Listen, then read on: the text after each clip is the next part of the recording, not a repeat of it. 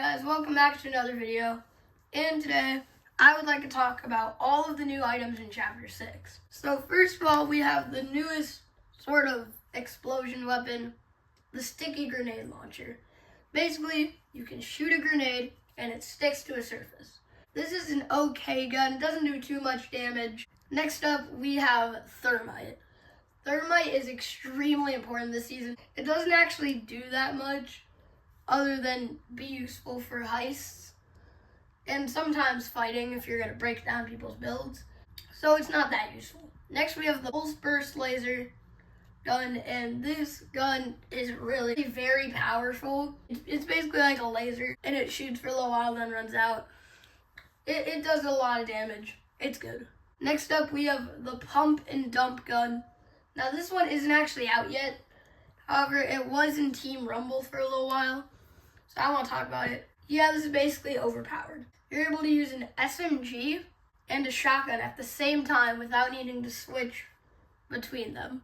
So I think it's going to be really overpowered. Hopefully it gets nerfed. Next up, we have the Baron's pistol. This is basically just a mammoth pistol. It's not that different. Next up, Sub-Zero's combat kit. So this is the Sub-Zero mythic we have. It's pretty good. One really cool feature with it is that you can walk on water. Like it just holds you up. You can walk on water. Next up, we have one of the best healing items of all time. We have the Medmist smoke grenade. Basically, it creates a huge Medmist cloud that heals you, and you can go inside of it for protection.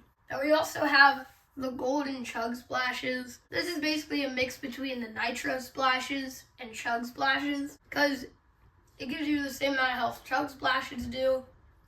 However, it also gives you, for a short period of time, nitro effects. You can run faster, you can somewhat damage walls, not that much though, and you can swing your pickaxe extremely fast.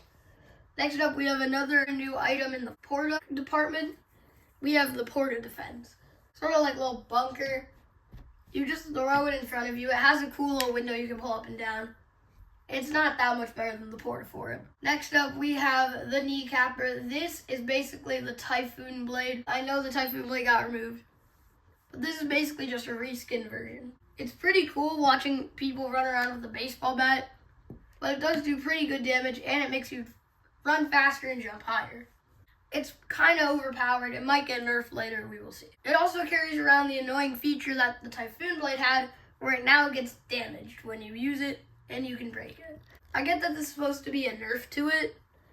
However, it really doesn't matter, because then if someone else had the Kneecapper, you could just take their non-broken one. Like, it just doesn't make sense. Finally, we have the pulse scanner. Basically, you throw this down and it shows you all of the chests and players in the area.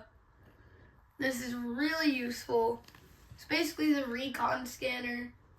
It is really, really good. So what's the overall consensus on these new items? Well, a lot of these are really only one-time use things, or really don't have a purpose of being picked up. However, there's a theme with these guns that some of them can be very overpowered. Now, one thing I don't always like about new seasons, there's an immediate amount of new content. In this season, obviously, since you can tell about all the new items they added, in my opinion, it might be a little too much new items. But anyways, I think these items are pretty good. That's going to do it for this video, guys. I'll see you next time. Goodbye.